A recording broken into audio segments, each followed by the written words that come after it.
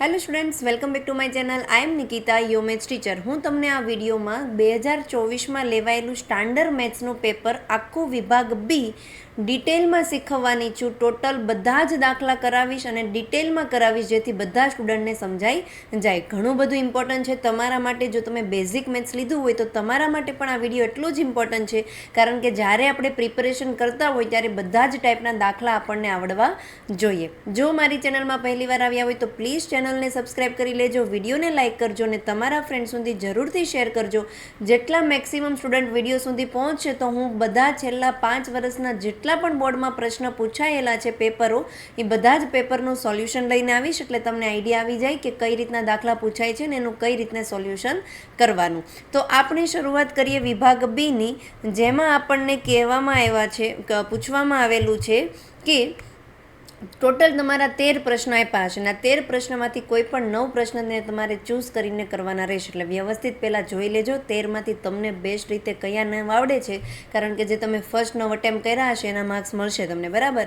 તો 25માં કીધું છે કે જો ગુસ્સા 306,657 બરાબર 9 હોય તો લસ્સા શોધવાનો છે. આપણી પાસે ચેપ્ટર નંબર 1નું સૂત્ર છે. શું સૂત્ર કહે છે કે જ્યારે લસ્સા a, બી શું થાય કે જે બે સંખ્યાનો તમે લસ્સા શોધતા હોય એ જ બે સંખ્યાનો જ્યારે લસ્સાનો ગુણાકાર ગુસ્સા સાથે કરો તો ગુસ્સા a, બી બરાબર a ગુણ્યા બી, એ બંને સંખ્યાનો ગુણાકાર જેટલો થાય. લસ્સા ગુણ્યા ગુસ્સા બરાબર તે જ બે સંખ્યાનો ગુણાકાર. આ સૂત્ર છે, તો સૂત્ર પહેલાં લખી દીધું. હવે જે વસ્તુ તમને આપી છે એની કિંમત મૂકતા જાઓ. જેમ કે અહીંયા લસ્સા આપણને શોધવાનો છે, તો આપણે અહીંયા લઈએ લસ્સા a, બીની જગ્યાએ આપણે કિંમત લખીએ. a છે 306 અને બી છે 657. તો 306 અને 657નો લસ્સા શોધવાનો છે. ડાયરેક્ટ નથી શોધી લેવાનો, ડાયરેક્ટ શોધો તો એ આન્સર એ જ આવે, પરંતુ આપણે સૂત્રની મદદથી શોધીશું. બરાબર તો ને, અહીંયા ગુણ્યા છે એટલે આપણે ગુણ્યા લખીશું. પહેલાં ગુણ્યા ગુસ્સા a, બી, ગુસ્સા તમને રકમ આપી દીધો છે કેટલો, 9, તો અહીંયા લખીશું 9 બરાબર a ગુણ્યા બી, એની જગ્યાએ 306 અને એનો ગુણાકાર બીની જગ્યાએ લખીશું 657. આગળનું સ્ટેપ કરીએ. આપણે લસ્સા શોધવાનો છે, તો લસ્સાને હું કરતા બનાવીને રાખું તો અહીંયા આવશે લસ્સા બરાબર 306 અને 657 એમ જ રહેશે. 306 ગુણ્યા 657. રકમમાં જુઓ ડાબી બાજુ 9 છે ને ગુણાકારમાં છે. ગુણાકાર જ્યારે સામેની બાજુ જશે તો થઈ જશે ભાંગાકારમાં, ભાંગ્યા 9. 9નો ભાંગાકાર આપણે ડાયરેક્ટ 306 સાથે કરીએ તો તમારું થશે 9 તરી 27, 3 વધશે, ઉપરથી આવ્યા 6, 9 ચોક 36. 34 ગુણ્યા 657, આપણે 657નો ગુણાકાર 34 સાથે કરી લઈએ એટલે આપણને 2 માર્ક્સ બેઠે બેઠા મળી જશે. 2, 15 ને 16, 17, 1, 6, 18 ને 1, 19, 7 ચોક 28 નો 8, વધી 2, 5 ચોક 20 ને 2, 22, 2, 6 ચોક 24 ને 1, 25. સરવાળો કરી લઈએ આપણે હવે બંનેનો. 8, 2 ને 1, 3, 7 ને 12 નો 2, વધી 1, 9, 10 ને 2, 12, વધી 1 ને 2, એટલે કે લસ્સા આપણને મળી ગયો. લસ્સા 306,657 બરાબર 22238, 22,238. આ તમારો આન્સર. જો કેટલો ઇઝી છે, એકદમ બસ સિમ્પલ સૂત્રનો ઉપયોગ કરવાનો છે અને કરતા બનાવવાનું છે, એટલે બેઠા 2 માર્ક્સ મળી જાય. બેઝિક મેથ્સવાળા હોય તો પણ આ ટાઈપનું પૂછી શકે છે, એટલે સૂત્ર યાદ રાખી લેવાનું, બરાબર. આઈ હોપ બધાને સમજાણું હશે. બીજો દાખલો કીધું છે 26મો. નીચે આપેલ સુરેખ સમીકરણ યુગ્મનો ઉકેલ શોધો. 2 તમને સમીકરણ આપ્યા છે ને ઉકેલ શોધો, એટલે કે સમીકરણમાં એક્સ અને વાયની કિંમત આપણે શોધવાની છે. પરંતુ તમને અહીંયા કીધું નથી કે ભાઈ કઈ રીતનો ઉપયોગ કરવો, તો તમને જે ઇઝી લાગે ને એ રીતનો ઉપયોગ કરી શકો છો. જ્યારે ના કે ને ત્યારે એટલું આપણું ઇઝી પડે કે તમને જે ગમે એ રીત આપણે યુઝ કરી શકીએ છીએ. 1 મિનિટ, થોડુંક હું આને, ચાલો કંઈ નહીં, ચાલશે. તો કઈ રીતનો યુઝ કરશો, તમને જે ગમે ઇઝી રીત યુઝ કરી શકો. પહેલાં તો આ બંને સમીકરણ આપણે જોઈ શકીએ છીએ વ્યવસ્થિત ફોર્મમાં નથી આપ્યા, તો આ બંને સમીકરણને આપણે લસ્સા લઈને વ્યવસ્થિત ફોર્મમાં ax + by બરાબર cના ફોર્મમાં કરી દઈએ. તો હું પહેલું સમીકરણ અહીંયા લખી લઉં. પહેલું સમીકરણ છે આપણું x/2 + 2y/3 બરાબર -1. આ સમીકરણને હું એના સ્વરૂપમાં લાવવા માટે લસ્સા લઈ લઉં તો ડાબી બાજુ 3 અને 2નો લસ્સા લેશું તો કેટલા આવે 6, ક્રોસ ગુણાકાર અહીંયા આવશે 3x, વચ્ચે પ્લસ છે તો પ્લસ 2 દુ 4y બરાબર -1. આ 6 જે છે એ અહીંયા ભાંગાકારમાં છે, જ્યારે સામે જશે તો ગુણાકારમાં થઈ જશે, એટલે અહીંયા આવે તમારી પાસે આવી જશે 3x વત્તા 4y બરાબર પ્લસ ઓર માઇનસ માઇનસ જ રહેશે અને 6 એકા 6. આને આપી દો હવે સમીકરણ નંબર 1. એવી જ રીતે બીજું સમીકરણ તમને આપ્યું છે x માઇનસ વાયના છેદમાં 3 બરાબર 3. આને પણ આપણે લસ્સા લઈને સોલ્વ કરીએ તો લસ્સા આવશે 3, 3 ગુણ્યા x 3x, તો અહીંયા આવશે 3x માઇનસ વાય બરાબર 3. સિમ્પલ મેં લસ્સા લીધો છે. હવે 3x માઇનસ વાય, નીચેના જે 3 છે અહીંયા ભાંગાકારમાં છે, જ્યારે પોતાનું સ્થાન છોડીને સામે જશે તો ગુણાકારમાં થશે, તો 3 હતું અને 3 આવ્યા એટલે 3 તેરી 9. સમીકરણ નંબર 2. તમે આદેશની રીતનો પણ ઉપયોગ કરી શકો છો, લોપની રીતનો પણ ઉપયોગ કરી શકો છો, પરંતુ અહીંયા ઇઝી રીત આપણી લોપની રીત પડશે એટલે આપણે લોપની રીત કરીશું. તો લોપની રીતમાં કાં તો બંને એક્સના સહગુણક સમાન કરવાના અને કાં તો વાયના સહગુણક સમાન કરવાના. જો ન હોય તો, અને જો સહગુણક સમાન હોય જ તે, તો કોઈ સમીકરણને કોઈની સાથે ગુણવાની જરૂર નહીં પડે. જેમ કે આપણે અહીંયા જોઈ શકીએ છીએ કે અહીંયા પણ 3x છે અને અહીંયા પણ 3x છે, એટલે એક્સના સહગુણક સમાન જ છે, એટલે આપણે ડાયરેક્ટ બંને સમીકરણની બાદબાકી કરીશું. તો તમારે અહીંયા સેન્ટેન્સમાં લખવાનું સમીકરણ 1 અને 2નો લોપ કરી બાદબાકી કરતા. બંને સમીકરણનો પહેલાં આપણે લોપ કરીશું ને લોપ કરીને બંનેની બાદબાકી કરી નાખીએ તો પહેલું સમીકરણ છે 3x વત્તા 4y 3x વત્તા 4y બરાબર -6 અને બીજું સમીકરણ છે 3x માઇનસ વાય બરાબર 9. બાદબાકી કરવા માટે નીચેના સમીકરણની બધી જ નિશાની ફેરવી નાખીશું. પ્લસ છે તો માઇનસ, માઇનસ છે તો પ્લસ, પ્લસ છે તો માઇનસ. હવે આ પ્લસ 3x અને માઇનસ 3x શું થશે? ઉડી જશે. Plus 3x minus 3x cut થઈ ગયા. 4ની નિશાની પ્લસ છે અને વાયની નિશાની પણ પ્લસ છે, એટલે સરવાળો થાય 4 વત્તા 1 થઈ ગયું 5y. તો અહીંયા આવશે 5y બરાબર 6 અને 9 બંનેની નિશાની માઇનસ છે. જ્યારે બંને સંખ્યાની નિશાની ઋણ હોય ત્યારે બંને સંખ્યાનો સરવાળો થાય, પરંતુ નિશાની માઇનસની આપવાની હોય, એટલે 9 અને 6નો સરવાળો 15, પરંતુ કેવા 15 આવશે? -15. વાય આપણે શોધવાનું છે, તો વાયને કરતા બનાવીએ તો -15 એમ જ રહે ને આ 5 જે છે એ છેદમાં જાય તો 5 તેરી 15 થાય, પરંતુ કેવા? -3. તો વાયની કિંમત આપણને મળી ગઈ -3. હવે જે વાયની કિંમત મળી છે એ તમારે બેમાંથી કોઈ પણ એક સમીકરણમાં મૂકવાની, એટલે એક્સની કિંમત મળી જાય. તો લખવાનું વાયની કિંમત સમીકરણ 1માં મૂકતા. તો આપણે સમીકરણ 1માં મૂકીએ છીએ તો સમીકરણ 1 છે 3x વત્તા 4y બરાબર -6. જ્યાં વાય દેખાશે ત્યાં લખીશું -3, તો 3x વત્તા 4 વાયની જગ્યાએ -3 બરાબર -6. નેક્સ્ટ સ્ટેપ આવશે 3x પ્લસ માઇનસ થઈ જશે -4 તેરી 12 બરાબર -6. હવે આ જે -12 છે ને સામેની બાજુ આપી દઈએ તો +12 થઈ ગયું. તો નેક્સ્ટ સ્ટેપ થઈ જશે 3x વત્તા -6 હતું ને સામેથી -12 આ બાજુ આવ્યા એટલે થઈ ગયું +12. નેક્સ્ટ સ્ટેપ 3x બરાબર એક પ્લસ છે એક માઇનસ છે, તો બંને વચ્ચે બાદબાકી થશે. 12માંથી 6 જશે તો 6 વધશે. એક્સને કરતા બનાવીએ તો 6 તો હતું જ તે, અને આ 3 અહીંયા એક સાથે ગુણાકારમાં છે, આ બાજુ આવશે તો ભાંગાકારમાં.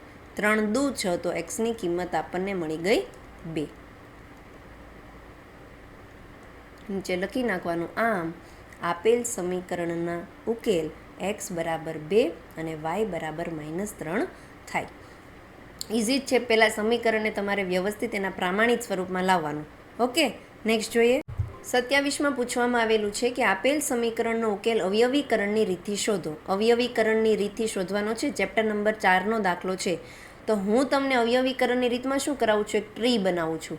કઈ રીતે? જુઓ, એક ટ્રી આવી રીતે બનાવું છું. એક અહીંયા તમે ગોલો બનાવી દો, પછી નીચે આ બેનની જગ્યાએ, અને અહીંયાથી એક અહીંયા. હવે ઉપરનું જે દેખાય છે ત્યાં તમારે એ અને સીનો ગુણાકાર કરવાનો. તમે રકમમાં જુઓ, એ છે વર્ગમૂળ 2 અને સી છે 5 વર્ગમૂળ 2. વર્ગમૂળ 2 અને સીની કિંમત છે 5 વર્ગમૂળ 2. તો 5 એકા 5 થાય અને વર્ગમૂળ 2 ગુણ્યા વર્ગમૂળ 2 આખા 2 લખવાનું, એટલે 5 દુ થઈ ગયું 10. તો એ અને સીનો ગુણાકાર કેટલો થઈ ગયો? 10. નીચેનું જે દેખાઈ રહ્યું છે એમાં મધ્યમ પદ લખવાનું નિશાનીની સાથે. તો મધ્યમ પદ છે +7, તો અહીંયા લખી દો +7. હવે અહીંયા તમારે એવી બે સંખ્યા લખવાની છે કે જે બે સંખ્યાનો ગુણાકાર કરું તો 10 આવે, પરંતુ એ જ બે સંખ્યાનું પાછળની નિશાની કઈ છે? અહીંયા જો પ્લસ છે તો પ્લસ કરવાથી 7 આવવું પડે. ફરીથી રિપીટ કરું છું, એવી બે સંખ્યા લખો કે જે બે સંખ્યાનો ગુણાકાર 10 આવે, પરંતુ એ જ બે સંખ્યાનો સરવાળો કરવાથી 7 આવવું પડે.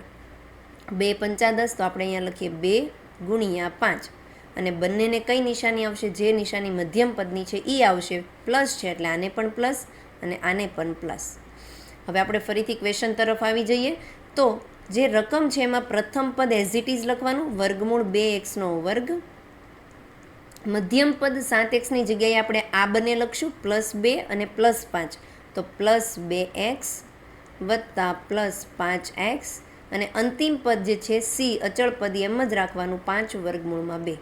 ઇન શોર્ટ પહેલું અને બીજું એમ જ રાખવાનું, ને મધ્યમ પદની જગ્યાએ આપણે આ બે સંખ્યા લખીશું. પહેલાં બેમાંથી સામાન્ય કાઢવાનું, બંને કાઉન્સમાંથી સામાન્ય કાઢીએ તો અહીંયા આખા બે છે એનો મતલબ વર્ગમૂળ 2 ગુણ્યા વર્ગમૂળ 2 થાય. તો બંનેમાં હોય એવું સંખ્યા છે એક તો વર્ગમૂળ 2 અને x. કાઉન્સ આપી દો તો અહીંયા વર્ગમૂળ 2 નીકળી ગયું, 2 વખત x હતું એમાંથી 1 વખત નીકળી ગયું, તો હવે 1 વખત વધ્યું x, વત્તા અહીંયા 2 વર્ગમૂળમાં 2 હતું તો 1 વખત જતું રહ્યું, તો હજી 1 વખત 2 અંદર વધશે અને x તો તમારું બહાર છે, પ્લસ અહીંયા સામાન્ય કાઢીએ તો બંનેમાં સામાન્ય છે 5, 5 આપણે સામાન્ય કાઢી દઈએ તો અહીંયા વધશે x વત્તા વર્ગમૂળમાં 2 બરાબર 0. બંને કાઉન્સ તમારા સમાન આવવા પડે. જે બે કાઉન્સ સમાન આવ્યા છે એને એક વખત લખી નાખીએ, x વત્તા વર્ગમૂળ 2, અને બીજું કાઉન્સ તમારે અહીંયાથી બનાવવાનું, વર્ગમૂળ 2x વત્તા 5 બરાબર 0. બંને કાઉન્સને 0 સાથે સરખાવી દઈએ તો પહેલા કાઉન્સને 0 સાથે સરખાવીએ તો x વત્તા વર્ગમૂળ 2 બરાબર 0, ઓર બીજું કાઉન્સ છે તમારો વર્ગમૂળ 2x વત્તા 5 બરાબર 0. ઉકેલ શોધવાનો છે, એનો મતલબ આપણે જે ચલ હોય ને ચલની કિંમત શોધવાની. આ સમીકરણમાં ચલ x છે તો xની કિંમત શોધવાની રહેશે. અહીંયા હું xને કરતા બનાવું તો પ્લસ વર્ગમૂળ 2 જે છે એ સામે જશે તો માઇનસ વર્ગમૂળ 2 થઈ જશે, તો પહેલું ઉકેલ મળી ગયો. ઓર અહીંયા હું xને કરતા બનાવું છું તો +5 જ્યારે સામે જશે તો -5 થશે, અને વર્ગમૂળ 2 છે એક સાથે ગુણાકારમાં છે, જ્યારે સામે જાય તો થઈ જાય ભાગાકારમાં. પરંતુ અહીંયા તમારે એક સ્ટેપ કરવો પડશે, ક્યારેય છેદમાં વર્ગમૂળવાળી સંખ્યા રાખવાની નહીં. તો વર્ગમૂળવાળી સંખ્યા આવે એટલે તમારે એને રેશનલાઇઝ કરી નાખવાનું. તો એના માટે છેદમાંથી મારે વર્ગમૂળ હટાવવું હોય તો હું ઉપર પણ વર્ગમૂળ 2 સાથે ગુણીશ અને નીચે પણ વર્ગમૂળ 2 સાથે ગુણીશ. તો અહીંયા આવશે x બરાબર ±5 વર્ગમૂળમાં 2 ગુણ્યા વર્ગમૂળ 2 ગુણ્યા વર્ગમૂળ 2. આપણને ખબર જ છે કે જ્યારે બે સમાન સંખ્યાનો વર્ગમૂળનો ગુણાકાર કરવી ત્યારે વર્ગમૂળ હટી જાય અને સંખ્યા આવી જાય પોતે. તો આ તમારો આન્સર. છેદમાં ક્યારેય વર્ગમૂળની સંખ્યા રાખવાની નહીં.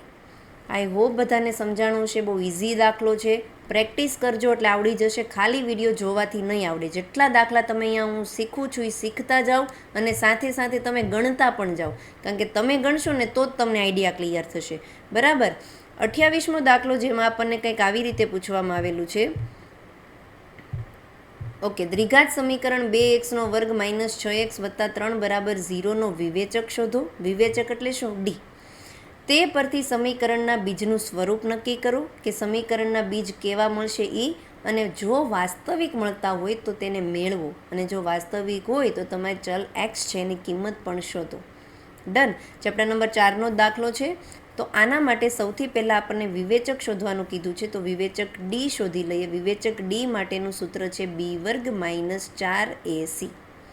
કિંમત મૂકે તમારે અહીંયા પહેલાં લખવું હોય તો લખી લો. a એટલે કે એક્સના વર્ગનો સહગુણક, જે એની કિંમત છે 2, બીની કિંમત છે એક્સનો સહગુણક -6, અને સીની કિંમત છે અચળ પદ 3. બી -6 તો -6નો વર્ગ, -4 એની કિંમત 2 અને સીની કિંમત છે 3. સોલ્યુશન કરીએ તો માઇનસનો વર્ગ ગમે ત્યારે ઋણ સંખ્યાનો વર્ગ કરીએ ને એટલે એ સંખ્યા ધન જ થઈ જાય. તો 6નો વર્ગ આવશે 36, -4 તરી 12 અને 12 દુ 24. 36માંથી 24 બાદ કરીશું તો આવે 12. અહીંયા વિવેચક ડીની કિંમત મળી ગઈ. આપણને દાખલામાં એક પહેલી વસ્તુ શોધવાનું હતું, વિવેચક એ મળી ગયું. હવે કીધું છે કે વિવેચક ઉપરથી બીજ કેવા મળશે. તો જ્યારે પણ આપણે અહીંયા જોઈ શકીએ છીએ કે ભાઈ ડીની કિંમત 0 કરતાં મોટી છે જ્યારે ડીની કિંમત 0 કરતાં મોટી હોય ત્યારે એ સમીકરણને ભિન્ન અને વાસ્તવિક બીજ મળે. તો અહીં લખવાનું ભિન્ન અને વાસ્તવિક બીજ મળે. ભિન્ન એટલે કેવા કે બંને અલગ અલગ મળશે. જેમ આગળનો દાખલો જુઓ, આમાંય આપણે ઉકેલ જ શોધવા નહોતા ને, આમાંય તે એક્સના 2 મળ્યા, એક માઇનસ વર્ગમૂળ 2 મળ્યું અને એક આ વાળું મળ્યું, તો આને ભિન્ન કહેવાય. તો અહીંયા પણ ભિન્ન જ હશે, બે સમાન બીજ હશે નહીં. તો આપણે શોધવાના છે. આપણને કીધું હતું જો વાસ્તવિક હોય તો શોધો, અને જો વાસ્તવિક ન હોય તો નહોતા શોધવાના. તો વાસ્તવિક ક્યારે ન હોત? જો ડીની કિંમત તમારી 0 કરતાં નાની આવી હોત તો. ઓકે, આ તો મેં એક્સ્ટ્રા સમજાવ્યું. અહીંયા તો આપણે વાસ્તવિક છે, તો બીજ શોધવા માટેનું સૂત્ર છે x બરાબર -b ± વર્ગમૂળમાં d છેદમાં 2a. એક વખત પ્લસ લેવાનું અને એક વખત માઇનસ લેવાનું. તો આપણે કિંમત મૂકીએ -b. જો b તમારું -6 છે, રકમનું -6 અને સૂત્રનું માઇનસ શું થઈ જશે? પ્લસ. તો હું અહીંયા લખી દઉં 6, એકવાર પ્લસ એકવાર માઇનસ વર્ગમૂળમાં ડી. જે ડીની કિંમત આપણને અહીંયા દેખાઈ રહી છે કેટલી આવી હતી? 12. તો આપણે અહીંયા 12 લખવાનું. પરંતુ હું તમને અહીંયા લખાવું છું 4 × 3. 12ને મેં શું લખ્યું? 4 × 3. 4 તેરી 12 થાય. છેદમાં 2 ગુણ્યા એની કિંમત પણ છે 2. તો 2 × 2 કેટલા થઈ જાય? 4. તો અહીંયા હું ડાયરેક્ટ લખી દઉં 2 દુ 4. ઓકે, આગળ જોઈએ હવે આપણે. અહીંયા 6 હતું, એક વખત પ્લસ રહેવા દો, એક વખત માઇનસ રહેવા દો. 4નું વર્ગમૂળ નીકળે એમ છે. 4નું વર્ગમૂળ કેટલું થાય? 2. તો એને હું 12 લઈ લઉં 2. અને 3નું વર્ગમૂળ નથી નીકળે એમ, તો એને એમ જ રહેવા દઉં વર્ગમૂળમાં 3. તો હું વર્ગમૂળ 12ને આવી રીતે લખી શકું 2 વર્ગમૂળ 3. ઓકે, નેક્સ્ટ છેદમાં છે તમારું 4. આઈ હોપ અહીંયા સુધી કોઈને કંઈ જ ડાઉટ નથી. હવે તમે ઉપર જુઓ, 2 સામાન્ય નીકળે છે. અહીંયા 3 દુ 6 થાય ને અહીંયા 2 છે તે, તો હું 2ને સામાન્ય કાઢી નાખું તો અહીંયા આવશે 2.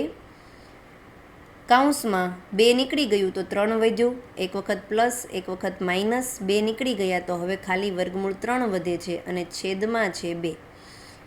2 નથી 4 છે, બરાબર. તો અહીંયા છેદમાં શું છે? 4. છેદ ઉડાડીએ તો 2 દુ 4 થાય. નેક્સ્ટ સ્ટેપ તમારું આવશે 3 ± વર્ગમૂળમાં 3 છેદમાં 2.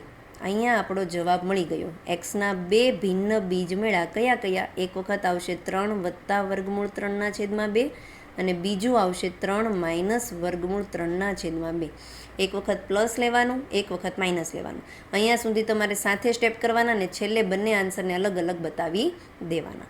શું કર્યું? સામાન્ય નીકળતું હતું ત્યાં સુધી મેં કાઢ્યું. હવે આગળ આનું સોલ્યુશન કંઈ પોસિબલ નથી, તો આ જ તમારો શું આવી જાય? આન્સર. ઓકે, આઈ હોપ બધાને વ્યવસ્થિત સમજાણો હશે. આગળ જોઈએ 29માં આપણને કીધું છે કે જેનું ત્રીજું પદ 5 હોય અને 7મું પદ 9 હોય તેવી સમાંતર શ્રેણી શોધો. ઓકે, કન્ડિશન આપી છે આપણને. એ અને ડી આપ્યું હોત તો આપણે સમાંતર શ્રેણી શોધી લેત, પણ અહીંયા એ અને ડી નથી આપ્યું તો કાંઈ નહીં. આપણને જે શરત આપી છે શરત પ્રમાણે આપણે એ અને ડી શોધી લઈએ.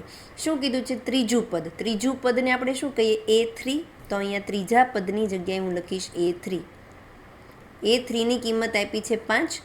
એવી જ રીતે 7મું પદ એટલે 7મા પદને કહેવાય A7. A7ની કિંમત આપી છે 9.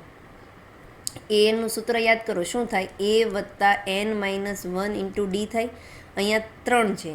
A3 એટલે એનની જગ્યાએ શું આવે? 3. તો અહીંયા 3 મૂકીએ તો 3માંથી 1 બાદ કરીએ તો કેટલા આવે? 2. તો હું A3ની જગ્યાએ એમ લખી શકું A + 2d. હા કે ના? અહીંયાને તમે સોલ્વ કરો તો શું થાય? A + 2d. તો મેં એ જ લખ્યું. A3ની જગ્યાએ આપણે લખીશું A + 2d બરાબર 5. આને આપી દઈએ સમીકરણ નંબર 1. A7ની જગ્યાએ લખીશું A + 6d બરાબર 9. આને આપી દઈએ સમીકરણ નંબર 2. હવે લખવાનું સમીકરણ 1ને સમીકરણ 2માંથી બાદ કરતા. બાદબાકી આપણે કરવાની છે, તો પહેલાં સમીકરણ 2માંથી સમીકરણ 1ને બાદ કરીએ તો સમીકરણ 2 અહીંયા હું લખું A + 6d બરાબર 9 અને બીજું સમીકરણ છે તમારું A + 2d બરાબર 5. બાદબાકી કરવા માટે નીચેના સમીકરણની બધી જ નિશાની આપણે ફેરવી નાખીશું. પ્લસ હોય ત્યાં માઇનસ, પ્લસ હોય ત્યાં માઇનસ, પ્લસ હોય ત્યાં માઇનસ, અને જ્યાં માઇનસ દેખાય ત્યાં પ્લસ કરવાનું, એટલું તો હવે આવડતું જ હોય, બરાબર. તો આનું સોલ્યુશન કરીએ તો પ્લસ એમાંથી માઇનસ એ બાદ થઈ જશે. 6 - 2, 6માંથી 2 બાદ કરીએ તો આવશે 4D બરાબર 9માંથી 5ને બાદ કરીએ તો કેટલા આવે? 4.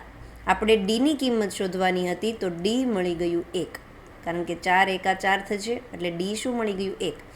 હવે આ ડીની કિંમત બે સમીકરણમાંથી તમારે કોઈ પણ એક સમીકરણમાં મૂકવાની. તો હું ડીની કિંમત સમીકરણ 1માં મૂકીશ તો a + 2d બરાબર 5, a + 2, કારણ કે ડી તો એક જ છે તો 2 એકા 2 થાય, એટલે 2 બરાબર 5. એને કરતાં બનાવું તો +2 જ્યારે સામે જશે તો -2 થશે, તો એની કિંમત મળી ગઈ મને 3. મેં પહેલાં કીધું ને, કોઈ પણ સમાંતર શ્રેણી જોતી હોય તો આપણે બે વસ્તુ જોઈએ, એ અને ડી, આ બે હોય એટલે રાજા, આપણને મળી જાય સમાંતર શ્રેણી. તો અહીંયા લખી નાખું સમાંતર શ્રેણી શું છે? સમાંતર શ્રેણી શોધવી હોય તો પહેલા પદને a કેવી, બીજું પદ જોતું હોય તો a + d, ત્રીજું પદને a + 2d, ત્રીજું પદ મળી ગયું. ચોથા પદ માટે a + 3d, આવી રીતે ચાલ્યા કરે. તો એની કિંમત છે 3.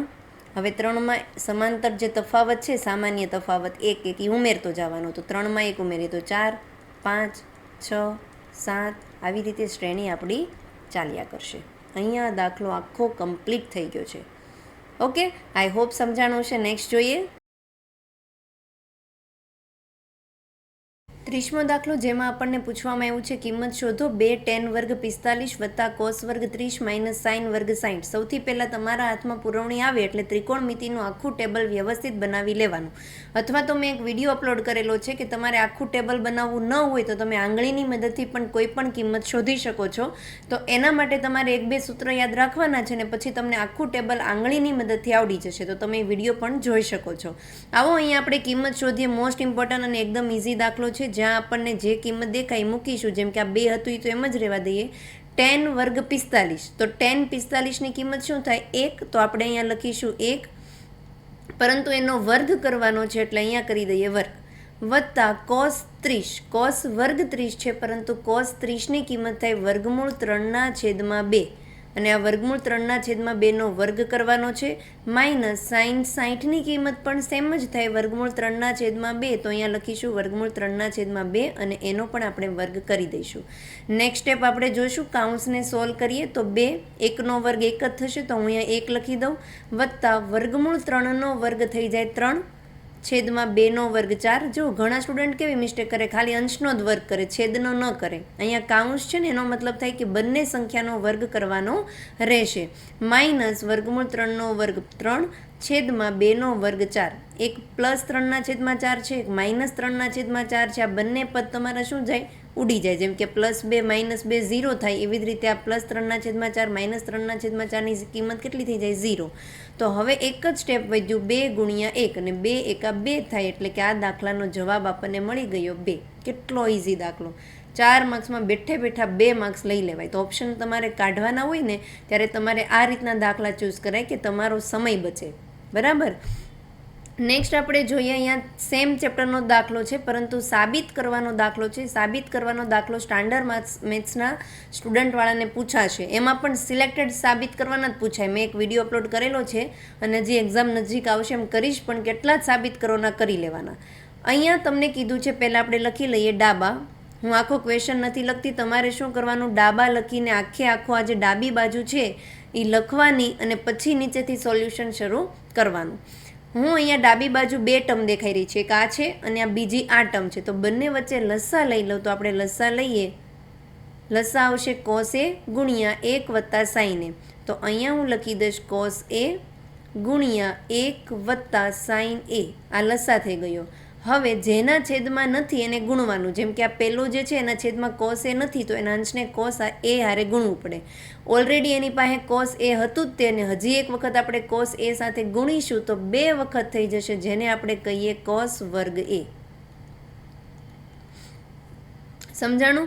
એવી જ રીતે આના છેદમાં 1 વત્તા sin a નથી તો એના 1 વત્તા sin a ગુણવું પડે અંશ સાથે. તો એની પાસે એકવાર 1 વત્તા sin a હતું ને એક વખત ગુણીએ તો વર્ગ બની જશે. એટલે હું આમ લખી શકું 1 વત્તા sin a 2 વખત આવે છે એટલે કે એનો વર્ગ. ડન. આગળનું સ્ટેપ આપણે જોઈએ. કાઉન્સને હું સોલ્વ કરીશ તો આ થઈ જશે કોસ વર્ગ એ વત્તા આ તમારી આઈડેન્ટિટી છે એ વત્તા બીનો વર્ગ. જ્યારે આપણી પાસે એ વત્તા બીનો વર્ગ હોય ત્યારે આપણે શું કરીએ? એ વર્ગ વત્તા 2ab વત્તા બી વર્ગ. તો આ જ આપણે અહીંયા ઇક્વેશનનો યુઝ કરીશું. એ જ એટલે કે 1, 1નો વર્ગ 1 વત્તા 2ab એટલે કે 2, a એટલે 1 છે, 1 લખવાની જરૂર નથી, અને બીની કિંમત છે સાઈન એ, 2 ગુણ્યા સાઈન એ વત્તા બીનો વર્ગ, બી અહીંયા થઈ જશે સાઈન વર્ગ એ. ઓકે, છેદમાં આમ જ રહેવા દો કોસ એ કાઉન્સમાં 1 વત્તા સાઈન એ. નેક્સ્ટ સ્ટેપ આપણે કરીએ તો આ કોસ વર્ગ એ અને આ સાઈન વર્ગ એને હું સાથે લખું તો આવી રીતે લખી શકું, કોસ વર્ગ એ વત્તા સાઈન વર્ગ એ. બંનેને મેં સાથે લખી દીધું છે. બીજું તમારી પાસે ઉપર અંશમાં વધ્યું 1 વત્તા 2 ગુણ્યા સાઈન એ છેદમાં, છેદને હું અત્યારે એમ જ રહેવા દઈશ, જેમ છે ને એમ જ તે કોસ એ કાઉન્સમાં 1 વત્તા સાઈન એ. અંશ સાથે જ હું બધું સ્ટેપ્સ કરીશ. કોસ વર્ગ એ વત્તા સાઈન વર્ગ એ આપણી પાસે સૂત્ર છે સાઈન વર્ગ થીટા વત્તા કોસ વર્ગ થીટાની કિંમત કેટલી થાય? 1. તો હું અહીંયા કિંમત મૂકીશ 1 વત્તા 1 વત્તા 2 સાઈન એ છેદ જેમના છે એમ જ રહેવા દઈશું આપણે. 1 મિનિટ, અહીંયા બ્રેકેટ નહોતો આપવાનો. 2 સાઈન એ છેદમાં કોસ એ 1 વત્તા સાઈન એ. હવે અંશ જો 1 વત્તા 1 કેટલા થઈ જાય? 2. તો અહીંયા આપણે નેક્સ્ટ સ્ટેપ અહીંથી બતાવું છું, આવશે 2 વત્તા 2 સાઈન એ છેદમાં, છેદ એઝ ઇટ ઇઝ આપણે રહેવા દઈશું કોસ એ કાઉન્સમાં 1 વત્તા સાઈન એ.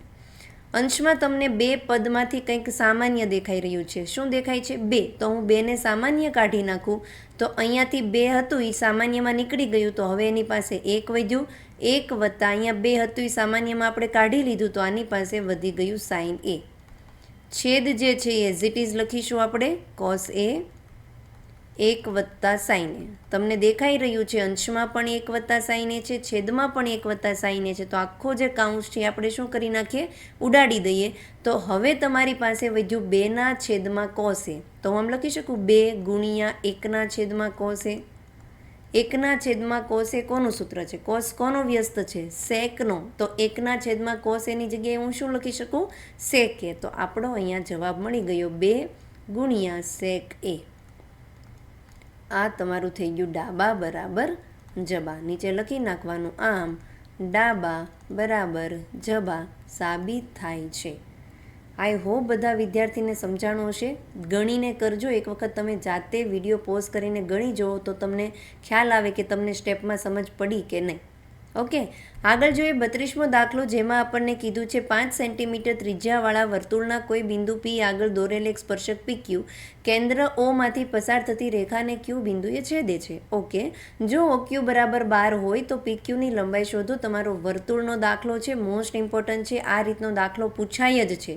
સૌથી પહેલાં રકમ પરથી આકૃતિ દોરતા તમને આવડવી પડે. શું કીધું છે કે એક વર્તુળ છે, ચલો આપણે દોરી નાખીએ વર્તુળ.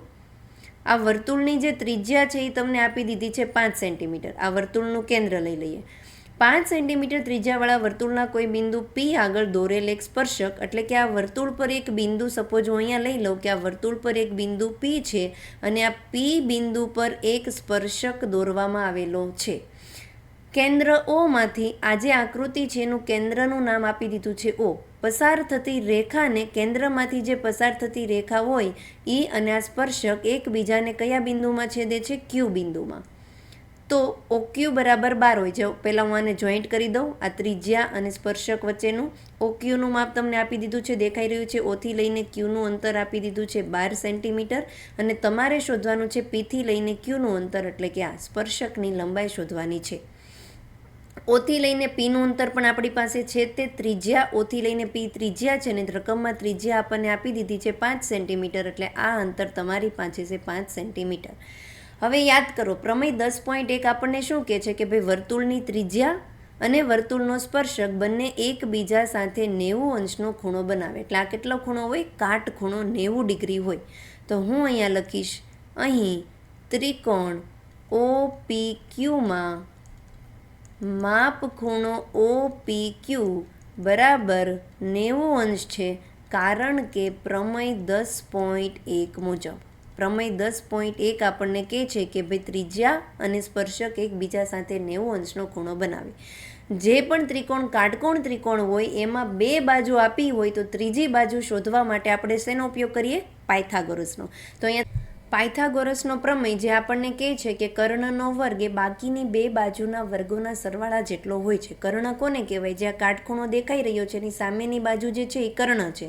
તો આ OQ છે, તો કર્ણ OQ બની જાય છે. તો અહીંયા આવશે કર્ણનો વર્ગ એટલે કે OQનો વર્ગ એ બાકીની બે બાજુ OPનો વર્ગ વત્તા PQના વર્ગ જેટલો થાય. કિંમત મૂકીએ આપણે. OQની કિંમત છે 12, તો અહીંયા આવશે 12નો વર્ગ બરાબર OP ત્રિજ્યા જે આપણને આપી દીધી છે 5, 5નો વર્ગ વત્તા PQનો વર્ગ.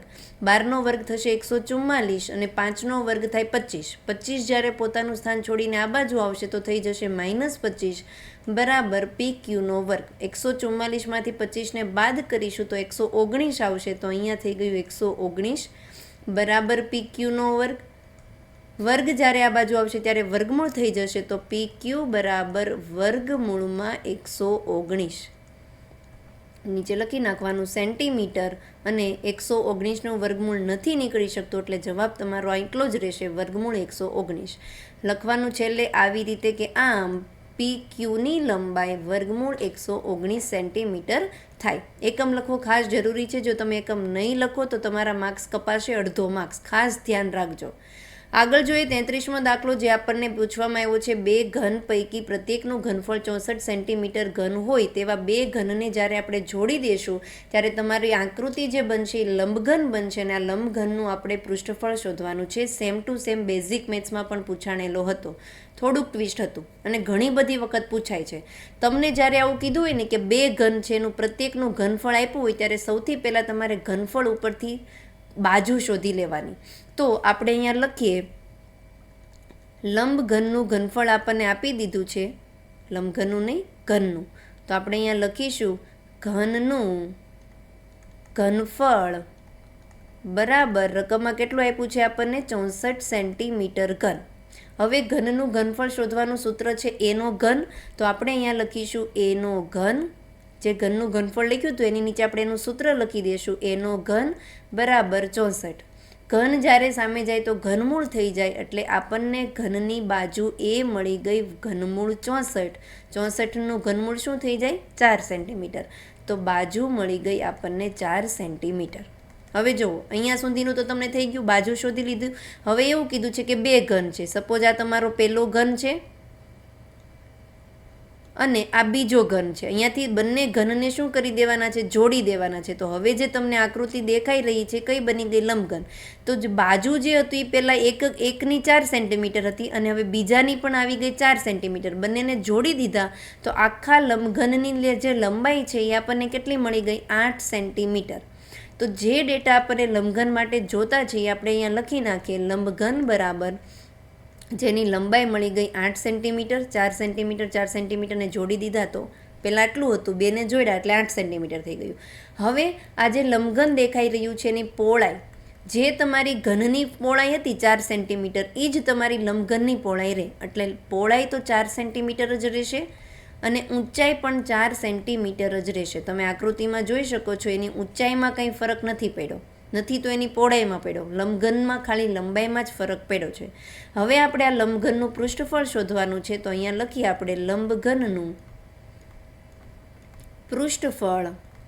લંબઘનનું કુલ પૃષ્ઠફળ શોધવાનું સૂત્ર છે 2 લંબાઈ ગુણ્યા પહોળાઈ વત્તા પહોળાઈ ગુણ્યા ઊંચાઈ વત્તા લંબાઈ ગુણ્યા ઊંચાઈ. બધી જ કિંમત આપણી પાસે છે અને આપણે આકૃતિમાં આ કિંમત મૂકીએ એટલે આપણને જવાબ મળી જાય. ચલો આપણે કિંમત મૂકીએ. અહીંયા આવશે 2 8 ગુણ્યા 4 વત્તા 4 ગુણ્યા 4 વત્તા 8 ગુણ્યા 4.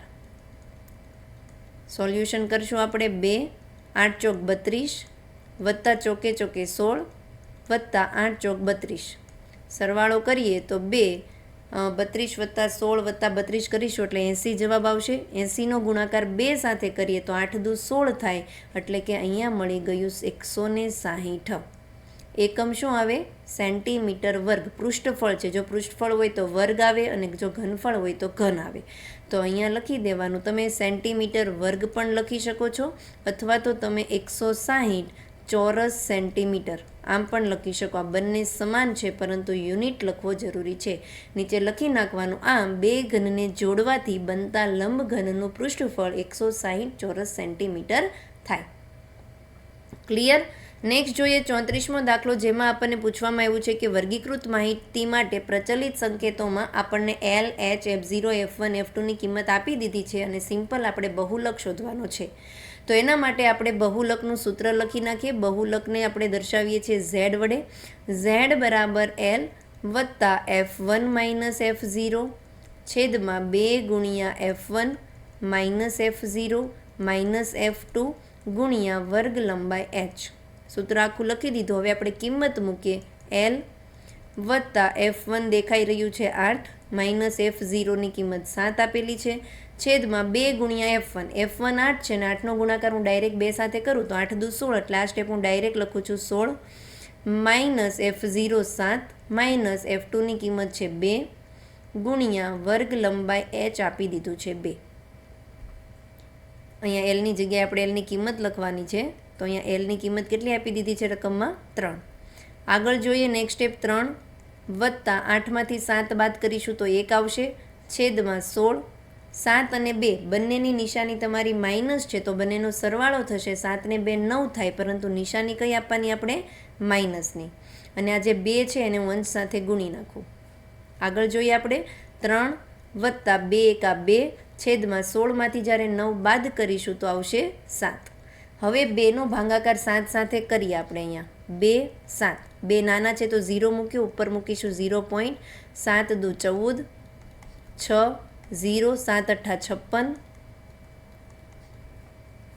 4 0 7 પંચા 35. બસ હવે અહીંયા દાખલો ભાગાકાર છોડી દો, આપણે કરવાની જરૂર નથી. બરાબર. તો અહીંયા સુધી આપણે કર્યું કે ભાઈ બહુલક Z બરાબર 3 વત્તા 2 ભાગ્યા 7નો જવાબ આવી ગયો 0.285. સરવાળો કરી નાખીએ તો Z બરાબર 3 વત્તા 0 થઈ જશે 3 અને પોઈન્ટ પછીના જે અંક છે એ બેઠા એઝ ઇટ ઇઝ એમ જ રહેશે. તો અહીંયા લખી નાખો 285. આ તમારો આન્સર. નીચે લખી નાખવાનું. આમ આપેલ માહિતીનો બહુલક 3.285 થાય. ક્લિયર? બહુ ઇઝી દાખલો છે. આ તો 2 માર્ક્સમાં અટેમ્પ્ટ કરાય ત્યાંને ન છોડાય, કારણ કે આમાં ભૂલ પડવાના, તમારે મિસ્ટેક થવાના ચાન્સીસ ઓછા હોય અને સમય પણ બચી શકે. ઓકે, આગળ જોઈએ 35માં કીધું છે આપણને કે ભાઈ એક આવૃત્તિ વિતરણ વિસ્તારમાં 68 ગ્રાહકોનો વીજ વપરાશ આપે છે. ટોટલ કેટલા ગ્રાહક છે? 68. અને આપણે આ માહિતીનો મધ્યક શોધવાનો છે. દાખલો હમણાં હું તમને ડિટેલમાં કરાવું જ છું. એ પહેલાં જો તમે આખું આંકડાશાસ્ત્ર ચેપ્ટર વ્યવસ્થિત ડિટેલમાં શીખવા ઈચ્છતા હોય તો મારો આ એક વિડીયો છે, હમણાં સુધીમાં 5 લાખ વિદ્યાર્થી જોઈ લેવાના છે. જો તમે એમાં બાકી હો જોવામાં તો ખાસ આ વિડીયો સર્ચ કરજો, જોજો. જો આ એક વિડીયો તમને આવડી જશે ને તો આંકડાશાસ્ત્રનું આખું ચેપ્ટર ક્લિયર. બહુ જ વ્યવસ્થિત મેં મધ્યક, મધ્યસ્થ, બહુલક, ખૂટતી આવૃત્તિ બધા દાખલા એક વિડીયોમાં શીખવાડેલા છે. બરાબર. હવે આપણે દાખલા તરફ જઈએ. આપણને એવું પૂછવામાં આવ્યું હતું કે માહિતીનો મધ્યક શોધવાનો છે. તો સૌથી પહેલાં મેં મધ્યકનું ટેબલ બનાવી દીધું, જેમાં ફર્સ્ટ 2 કોલમમાં બેઠે બેઠી રકમ લખી લેવાની છે. તો અહીંયા મેં કોષ્ટક 2 કોલમ બનાવીને રેડી રાખેલી છે. હવે ત્રીજી કોલમ તમારે શોધવાની મધ્ય કિંમતની. મધ્ય કિંમત જેને આપણે XI વડે ડિનોટેડ કરીએ છીએ. મધ્ય કિંમત શોધવાનું છે અધસીમા વર્ગની વત્તા ઉધ્વસીમા છેદમાં 2. અથવા તો તમે ડાયરેક્ટ શોર્ટ ટ્રીકથી કરી શકો છો. જે પણ વર્ગની તમારે મધ્ય કિંમત શોધવી હોય, જેમ કે અહીંયા 65થી લઈને 85ની મધ્ય કિંમત શોધવી છે, તો 65 અને 85 વચ્ચે એક્ઝેક્ટ મધ્યમાં આવતી કિંમત કઈ થઈ? 75. તો પહેલી મળી ગઈ 75. અથવા તો તમે સૂત્રની મદદથી પણ કરી શકો છો. અહીંયા 85 આવશે. બરાબર. 85થી 105ની એક્ઝેક્ટ વચ્ચેમાં આવતી કિંમત 95. બીજી રીત તમે એ પણ કરી શકો છો. વર્ગ લંબાઈ જુઓ, અહીંયા તમે 85માંથી 65 બાદ કરશો તો 20 આવે. તો આ જે વર્ગ લંબાઈ છે એમાં 20 ઉમેરતા જાઓ તો પણ તમને મધ્ય કિંમત મળી જાય. ઓકે, તો 95માં ફરીથી આપણે 20 ઉમેરીએ તો આવશે 115. નેક્સ્ટ 135, નેક્સ્ટ 155, 175 અને 195. મધ્ય કિંમત મળી જાય પછી હું અહીંયા પદ વિચલનની રીતનો ઉપયોગ કરું છું. તમને રકમમાં કીધું હોય કે ભાઈ આ જ રીતનો ઉપયોગ કરો તો તમારે 100% એ રીતનો ઉપયોગ કરીને જ દાખલો ગણવાનો, અને જો ના કીધું હોય તો તમને જે રીત ઇઝી લાગે એ રીતનો તમે ઉપયોગ કરી શકો છો. જે હું અહીંયા કરવા જઈ રહી છું પદ વિચલનની રીત, તો એના માટે ચોથી કોલમની જરૂર પડશે યુઆઈ. યુઆઈનું સૂત્ર છે xi - a છેદમાં h. યાદ રાખજો, કારણ કે હેતુલક્ષી પ્રશ્નમાં પૂછાય છે.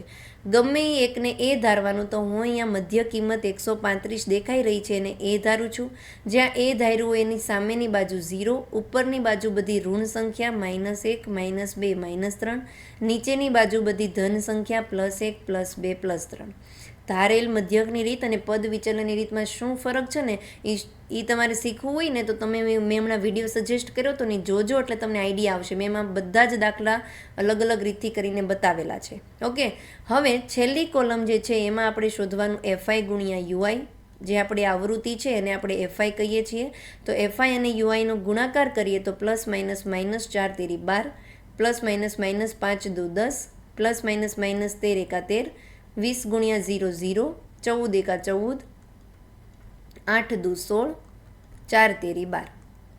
આ બધાનો સરવાળો કરીએ છીએ, જેને આપણે સિગ્મા fi કહીએ, સિગ્મા fi યુઆઈ કહીએ, કારણ કે સિગ્મા એટલે કે સરવાળાની સંજ્ઞા છે, અને કોનો સરવાળો કરીએ છીએ બધા fi યુઆઈનો, એટલે એને આવશે સિગ્મા fi યુઆઈ.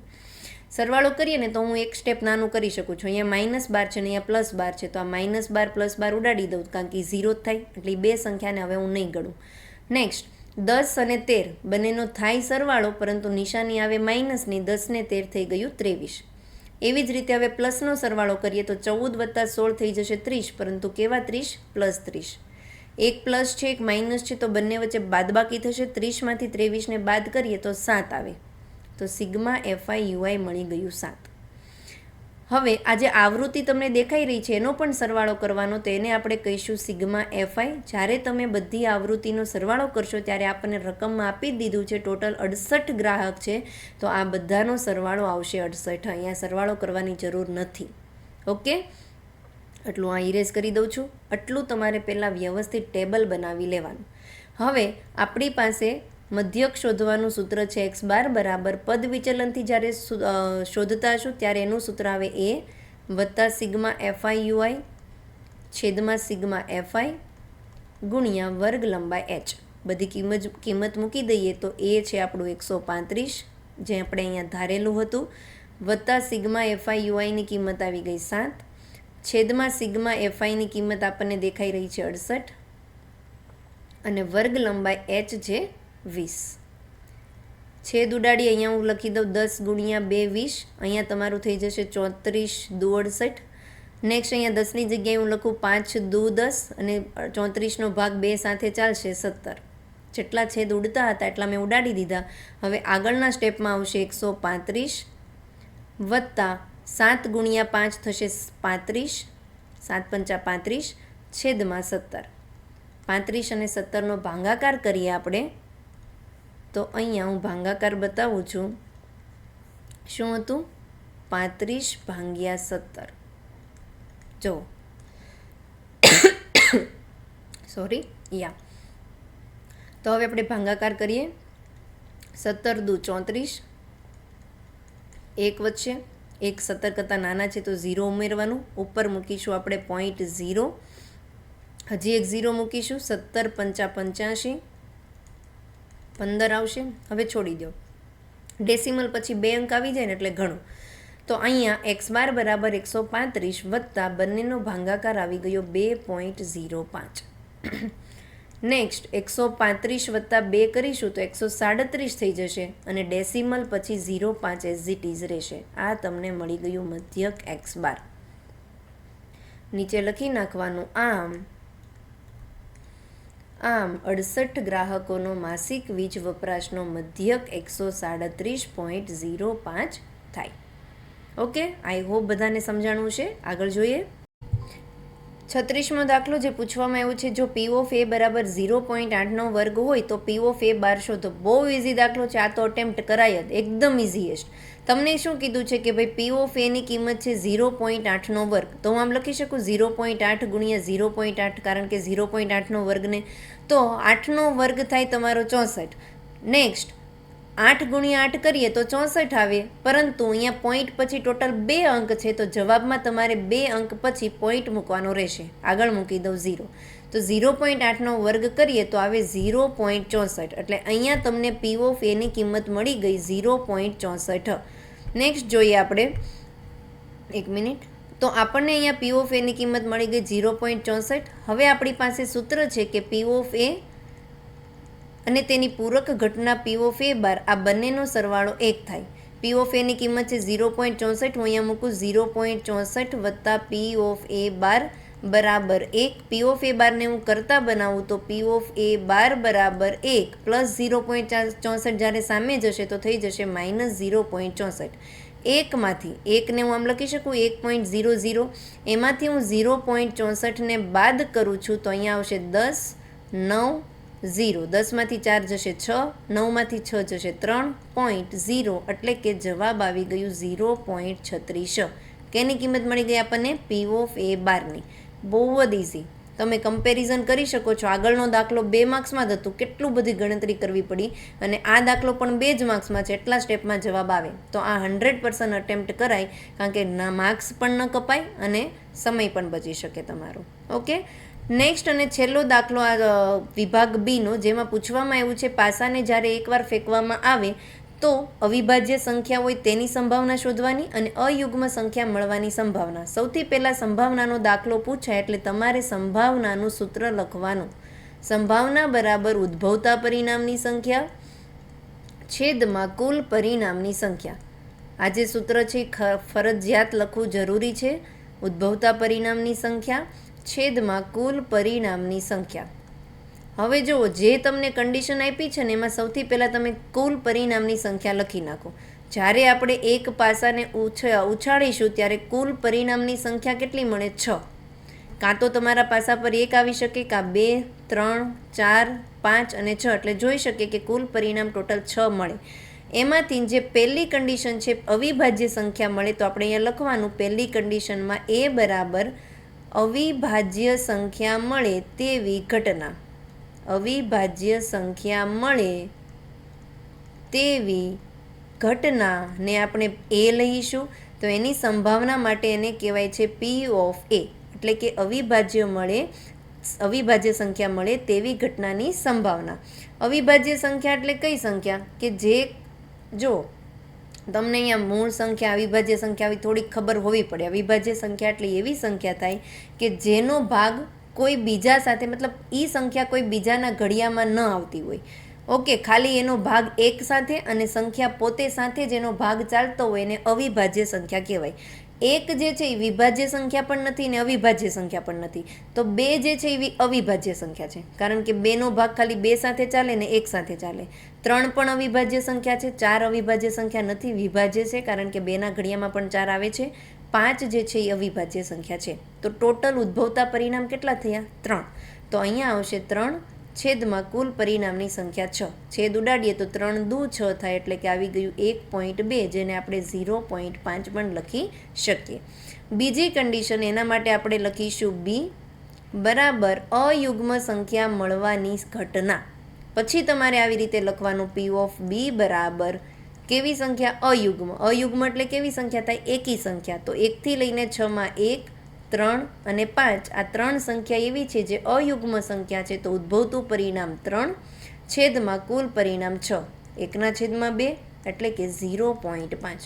આ દાખલો પણ એટલો જ ઇઝી છે અટેમ્પ્ટ કરવામાં, કારણ કે 2 માર્ક્સ બેઠે બેઠા મળી જાય. આઈ હોપ બધાને સમજાણું હશે. જો વિડીયો એન્ડ સુધી તમે જોયો છે એનો મતલબ એવું છે તમને મારી મેથડ પસંદ આવે છે, તો પ્લીઝ વિડીયોને લાઇક કરી દેજો, તમારા ફ્રેન્ડ ગ્રુપમાં શેર કરજો, અને હા, ખાસ ચેનલ સબસ્ક્રાઈબ કરીને તમે નોટિફિકેશન બેલ પ્રેસ કરી દેજો, કારણ કે હું આમાં ગાલા અસાઇનમેન્ટના બધા જ પેપર આ ચેનલમાં સોલ્વ કરવાની છું, જેમ મેઇન એક્ઝામ, આપણી ફાઇનલ એક્ઝામ નજદીક આવશે એમ. પરંતુ હું હેડિંગ નહીં દઉં ગાલા અસાઇનમેન્ટ, કારણ કે કોપીરાઇટ આવે છે, પરંતુ તમે વિડીયોની અંદર જશો એટલે તમને આખું બેઠું સોલ્યુશન જોવા મળશે. તમારે થોડીક ગોતવા માટે મહેનત કરવી પડશે.